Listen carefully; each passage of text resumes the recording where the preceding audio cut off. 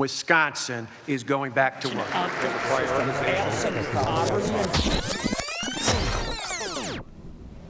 I'm Steve Walters.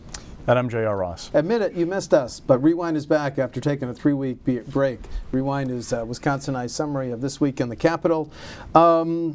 Race for the governor heats up, and it's a dead heat. Yes. We'll more on the poll later for the MU poll, but JR, Trek Bikes, an international company, a Wisconsin icon, started in a Wisconsin garage in 1976. 1,000 employees. It's a campaign issue. Why? Mary Burke has campaigned on her experience at Trek, and that's one of her strengths. So Governor Walker's trying to take her strength and make it a weakness. Now, Governor Walker will swear to you he's not criticizing Trek. Wink, wink. But it sounds awful like he's taking a lot of shots at a Wisconsin icon, if you will, about outsourcing, having taxpayers foot the bill, retraining workers, all these kinds of things, not paying corporate taxes. Oh, by the way, Trek pays taxes through shareholders, which we're all pretty sure Governor Walker knows quite well. But anyway, outsourcing. They're trying to make Mary Burke into Mitt Romney light, essentially, the Democratic version of Mitt Romney, saying she's somebody who's out of touch, a millionaire, elitist, and she's outsourced jobs that should go to Wisconsinites to other countries, China, to make make millions of dollars. JR, I want to circle back to something you said. The Governor Walker is assuming that the voters can make the distinction when he says, I'm not criticizing Trek, I'm criticizing Mary Burke. Isn't that a pretty nuanced thing to ask voters to do in the middle of summer? Go ahead. Absolutely. And when I talk to Republicans, they'll tell you that we understand why they're doing this. We don't really like it that much. The business community is oddly quiet, by the way, about this line of attack on Trek. Now, John Burke, the president of the company, took out a full-page ad this past weekend defending the company, saying, you know, this is all not true. Which got a complaint filed with him against the by state GOP. Government Accountability Board. Excuse me, I interrupted you. No, absolutely. But I don't think the average person is catching the nuance, if you will. They see it as this company is a bad actor. Now, what's interesting, Governor Walker won't even say if Trek is good or bad for Wisconsin. Well, why is that? You know, what's kind of going on? But again, this is about Mary Burke. This is the foundation of her campaign that I, helped build Trek into this great company. They're going to try and tear down that foundation a little bit. And also, look, it was effective with Obama and Mitt Romney in 2012. They made him out to be an elitist, one percenter who thought 47% are on the government take, if you will. Very effective method of beating Mitt Romney. It might be effective with Mary Burke, in part not just because of it'll excite the Republican base. It won't. But Democratic voters, if they can knock a couple points off of like her foundation with those folks, if they say, well, look, she's kind of like Mitt Romney, they might stay home, and that helps Governor Walker in November. What's your early read? This campaign outsourcing and Trek has been an issue for maybe 2 or 3 weeks. Any early winners and losers? It's not moving the numbers just yet, but give it some time. That's what we're trying to see right now, because the Marquette poll went in the field July 17th. 17th, yeah. Walker been back up in the air with several negative ads starting June 20th around there, but the outsourcing one hadn't really hit yet, so what's going to happen with that, it's still kind of to be determined. But when I talk to Republicans, also tell you that, look, he's got to have some good polling, so this is an effective message against Burke. He wouldn't be doing it just for the heck of it, Okay. Now let's move on. Another thing in the few weeks while we took a hiatus was campaign finance totals. Let's go through them. January through June, Governor Walker 8.3 million, Burke 3.6. Very telling cash on hand on July 1. Walker 7.6 million, 2.5 million. What's your read on those numbers? Governor Walker has a fundraising machine that we have not seen in Wisconsin before. He is undoubtedly the most efficient, effective, wonderful, whatever you want to use, word you want to use, fundraiser in Wisconsin history. There is no even close. If I remember correctly, since he took office, he's raised more than $55 million. Now, part of that's because he was recalled. They tried to recall him, right, and he could raise money without limits. Yep. But in that recall allowed him to build a national fundraising network. We don't see that in Wisconsin. Tammy Baldwin kind of has one a little bit, but nobody else has had an operation where you can tap coast to coast people that donate to your campaign. All that money that's going to the governor, is that money, JR, that isn't going to the GOP candidates for Congress, the state Senate, state assembly?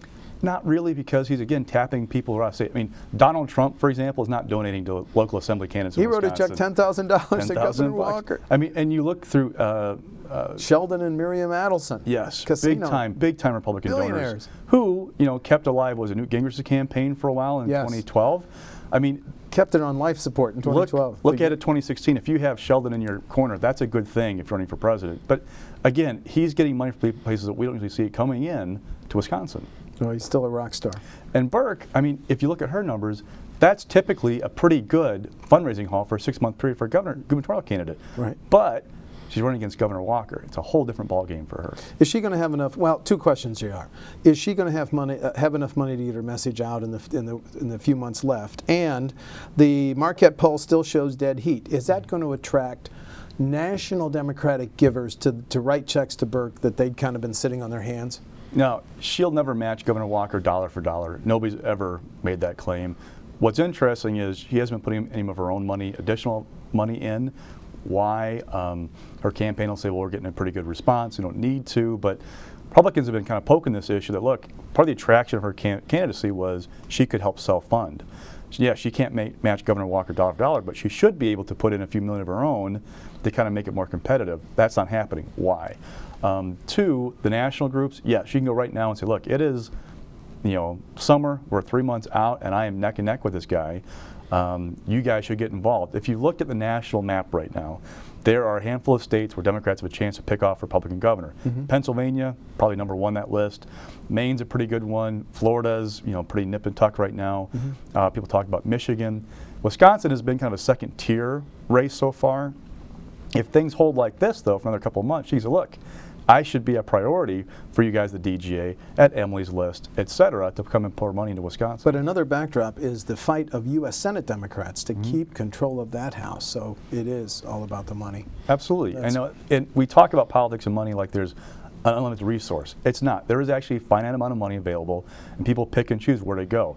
If this race is close come October, they'll come here and not like maybe Michigan if that race turns around kind of thing. Right. Well, now let's talk about the MU Law School poll. 46-45, Governor Walker among registered voters. It's interesting, though, when you ask about likely voters, that flips 46-45. I'm going to argue two sides, and tell me if I'm wrong. I'm going to argue that Burke, this latest poll suggests that Burke hasn't made any major inroads in becoming known. You and I read the fine print on the Franklin poll. 49% either don't know enough about her or don't know her. That's very close to her May number, or 50%. So one argument, she hasn't made any major inroads in getting known. But then I'm going to argue the other side. Governor Walker is still less than 50%, the magic 50% to win.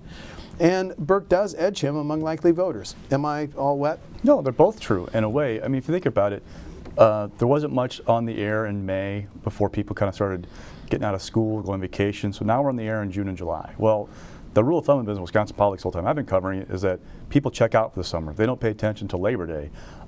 So while both of them are on the air, I don't know how much those ads are penetrating right now. Right.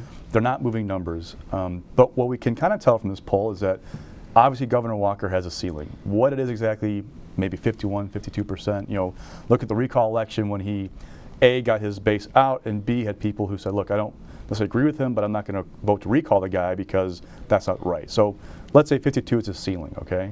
He can't break through 48, 49 right now. So it's probably easier, more effective, and less expensive to drive her numbers down. That's why he's going after her, define her before she can define herself. So now Burke is up the positive bio spot as well as attacking Governor Walker. Does anybody kind of seeing that? Would have been better for her to spend money in May, maybe, do $500,000, whatever, to pump up her numbers, her positives, get better known to people before they checked out. Hard to know, because there's also a rule of thumb that if you go on the air and don't sustain it, the effectiveness drops down. I mean, so you get lots of second guessing how they're both of them. But you were working late last night, and you saw a Walker ad at 1 o'clock in the morning? Well, you see them all the time. They're all over cable. And that's every election cycle I've covered, last few of them. If I'm working late, I have cable on. I'll see a spot 1 and 2 o'clock in the morning, just because they're trying to they're reaching everybody. And cable is much cheaper than broadcast TV. You can micro-target people when you're doing that kind of stuff. Two other things I want to handle quickly involving the governor before we get to the Common Core. Number one, do you think there's any lasting damage to the Walker campaign by the Cindy Archer deal? She gets this super salary at the Office of the Public Defender. She interviews other candidates and then ends up getting the job. Is that any issue that potentially resonates, JR? By itself, not likely, but you can roll it into something bigger about how there's some kind of not something doesn't smell right in Denmark kind of thing. But now, look at the Marquette poll as well about the John Doe investigation, Yes. where people said mostly those who had heard of it, it's just more politics. They just shrug their shoulders. So I don't know if that message is effective or the corruption message is effective when it comes to Governor Walker.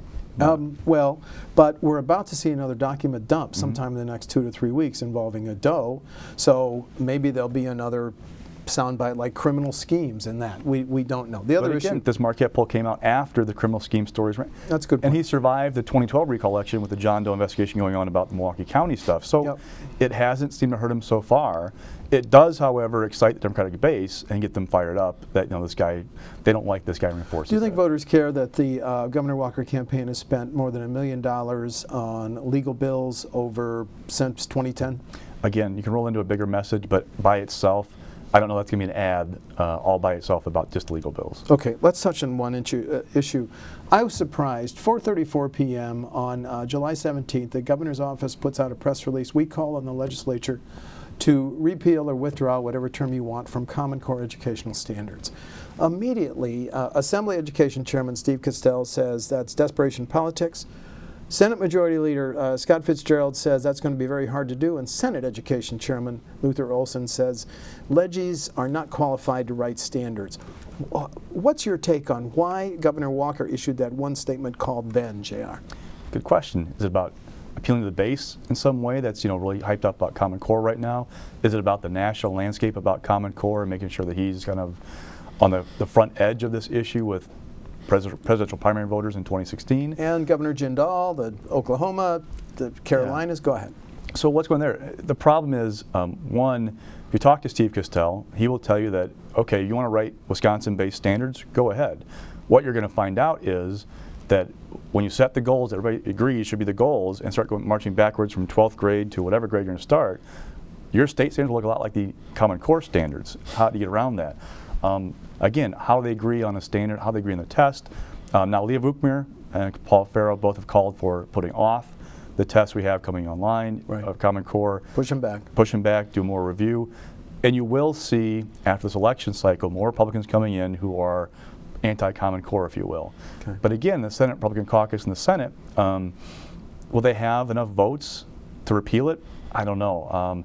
That'll be tough to see what kind of comes up. And it'll rely on some primary decisions like Stites versus Van Wangard, because Stites is so much more of an adamant anti-core, get it off the books right now, tomorrow, than Van Wangard seems to be potentially more of a moderate. What's the chamber look like in general? I mean, right now Absolutely. we're at 18-15. It could come back. I mean, Dems could win if they can pull their cards right. It could be 19-14. You don't know. Right. So if you have a big enough caucus on the Republican side, you could lose a few votes like a Luther Olson and still be able to get that bill through. Okay, time for WisPolitics, rising, mixed, falling, JR? Rising Howard Markline.